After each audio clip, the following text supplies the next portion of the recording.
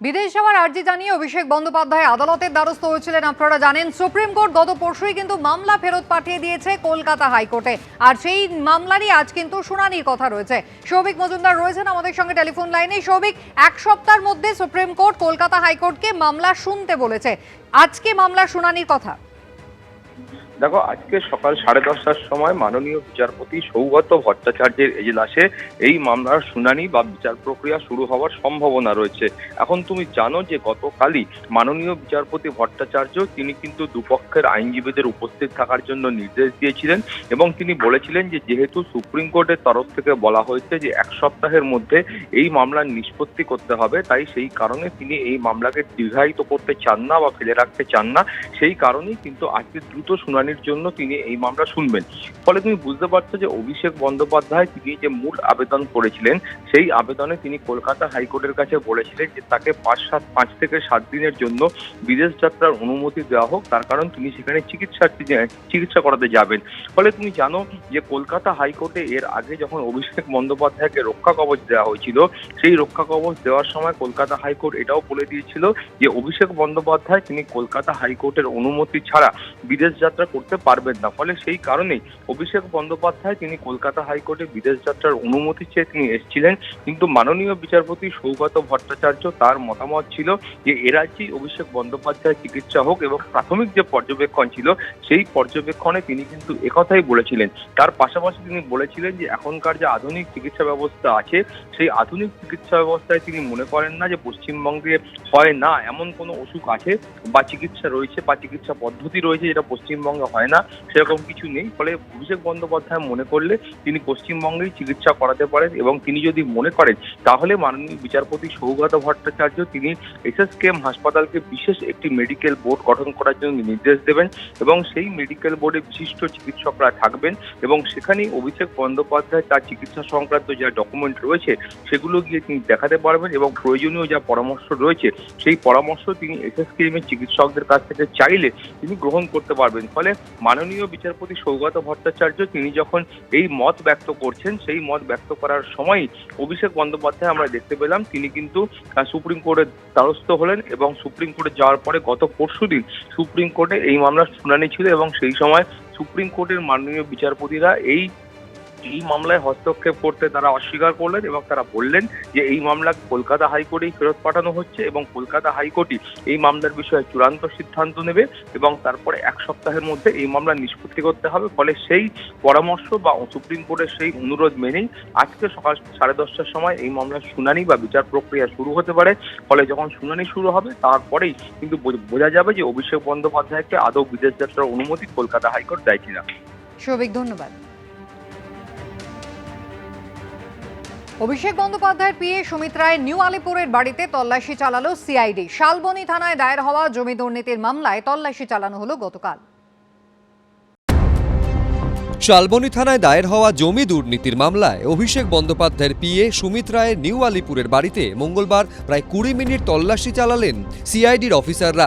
এতদিন এই মামলার তদন্ত করছিল জেলা পুলিশ। মঙ্গলবারই এই মামলার তদন্তভার আসে সিআইডির হাতে। শালবনীর এই মামলায় আদালত থেকে রক্ষা কবচ পাননি অভিষেক বন্দ্যোপাধ্যায়ের পিএ।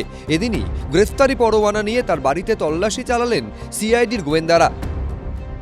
প্রায় 20 মিনিট সুমিত রায়ের বাড়িতে তল্লাশি অভিযানের পর এই মুহূর্তে সিআইডির যে টিম যারা ভেতরে গেছিলেন তারা বাইরে বেরোচ্ছেন। 6:20 মিনিটের নাগাদ সিআইডির আধিকারিকরা কথা বলা শুরু করেন সুমিত রায়ের মায়ের সঙ্গে, কিন্তু প্রথমে তারা ভেতরে ঢুকতে পারেননি। বারবার সিআইডির আধিকারিকরা বলেন যে তারা শালবনী থানায় দায়ের হওয়া মামলা যাতে অ্যারেস্ট ওয়ারেন্ট গ্রেফতারি পরোয়ানা রয়েছে অভিষেক বন্দ্যোপাধ্যায়ের আত্মসহায়ক সুমিত রায়ের এগেনস্টে, তার জন্য এই বাড়িতে তল্লাশি অভিযান করতে এসেছেন, যে বাড়িতে কোথাও লুকিয়ে রয়েছে সুমিত সেটা দেখার জন্য। কিন্তু পরিবারের সদস্যরা প্রথমে অনুমতি না দিলেও পরে কিছুক্ষণ পরে তারা অনুমতি দেন, এবং ভেতরে সিআইডির আধিকারিকরা যান, এবং তারা একজন ভিডিওগ্রাফার একজন ফটোগ্রাফারকে নিয়ে ভেতরে যান, এবং সঙ্গে মহিলা আধিকারিক যারা সিআইডির তারাও ছিলেন। মহিলা অফিসারদের সঙ্গে নিয়ে সুমিত রায়ের খোঁজে বাড়ির আনাচে কানাচে তল্লাশি চালানো হয়, করা হয় ভিডিওগ্রাফি। এর আগে তোলাবাজির একটি মামলায় অভিষেক বন্দ্যোপাধ্যায়ের আত্মসহায়ক সুমিত রায়ের নিউ আলিপুরের ঠিকানায় পৌঁছেছিল পুলিশ। সেদিন ছেলে কোথায় তা নিয়ে কিছু জানেন না বলে দাবি করেছিলেন সুমিত রায়ের মা। ছেলে পালিয়ে গেল কেন? চাইবো তাড়াতাড়ি সব কিছু কোথায় গেছে? 13ই জুন মাঝরাতে সুমিত রায়ের মোবাইল ফোনে টাওয়ার লোকেশন ধরে অভিষেক বন্দ্যোপাধ্যায়ের কালীঘাটের বাড়িতে গেছিল পুলিশ। রাতভর বাড়ির দরজায় অপেক্ষার পর সকালে বাড়ির সামনে দুটি গেটে তালা ভেঙে অভিষেক বন্দ্যোপাধ্যায়ের বাড়ির ভেতরে ঢোকে পুলিশ। প্রায় 1.5 ঘন্টা তল্লাশি চালিয়েও খোঁজ পাওয়া যায়নি অভিষেক বন্দ্যোপাধ্যায়ের আত্মসহায়ক সুমিত রায়ের। সেই থেকেই বেপাত্তা তিনি। তার বিরুদ্ধে আগেই লুকআউট নোটিশ জারি হয়েছে। এসবের মধ্যেই বুধবার অভিষেক বন্দ্যোপাধ্যায়ের বিদেশে চিকিৎসা করাতে যাওয়ার আবেদন সংক্রান্ত মামলা, যেটি কলকাতা হাইকোর্টে ফেরত পাঠিয়েছিল সুপ্রিম কোর্ট, তার শুনানি হবে বিচারপতি সৌগত ভট্টাচার্যের এজলাসে। ময়ূখ ঠাকুর চক্রবর্তী, সৌভিক মজুমদার ও প্রবীর চক্রবর্তী, এবিপি আনন্দ।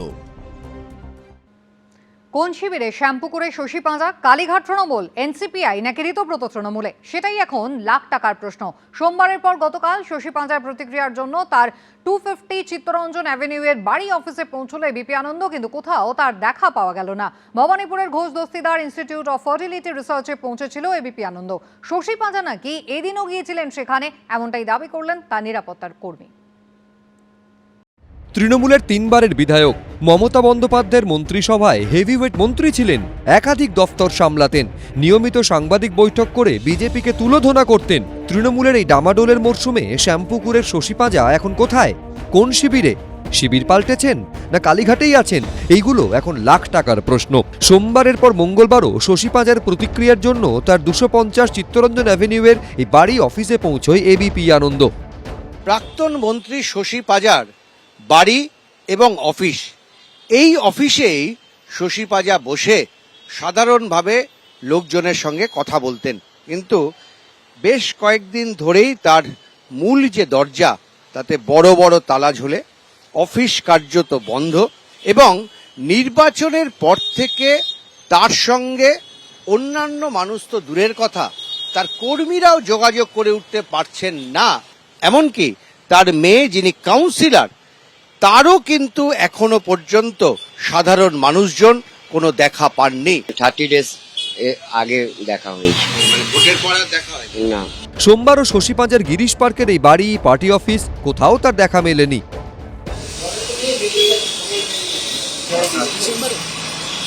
চেম্বারে বলতে ভবানীপুরের চেম্বারে, যেটা ওই কাকলিদির ওই চেম্বারে, মানে রাত্রিরে ফিরছিল ওখানেই থাকছেন। গিরিশ পার্ক মোড়ের কাছে সেন্ট্রাল অ্যাভিনিউর ওপর শশী পাঁজার বাড়ি, এবং এখানে তার যে মূল অফিস তার একতলায় রয়েছে, দোতলায় আরও একটি অফিস রয়েছে, এবং তার উপরে তার বাড়ি, সেখানে তিনি থাকেন।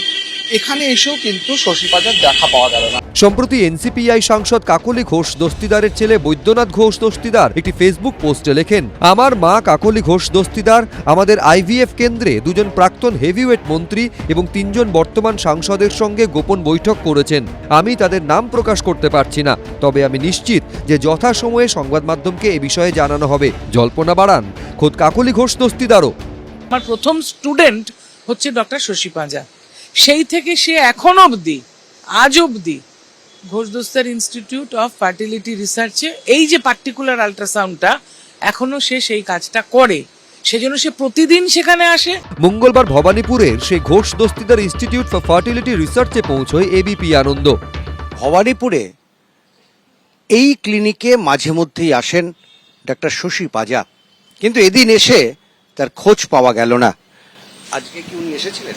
হ্যাঁ, আজকের এসেছিলেন। কতক্ষণ উনি থাকেন? পেশেন্ট যতক্ষণ থাকে ততক্ষণ থাকেন, ওনার পেশেন্ট দেখা হয়ে গেলে চলে যায়। অসংখ্যবার ফোন করে, SMS করেও তার কোনো উত্তর মেলেনি। আবার কখন আসবেন? আদৌ কি আগামীকাল তিনি আসবেন? এখানে কি তার দেখা পাওয়া যাবে? এর কোনো উত্তরই কিন্তু পাওয়া যায়নি। সোমবারও এখানে পৌঁছেছিল এবিপি আনন্দের প্রতিনিধিরা।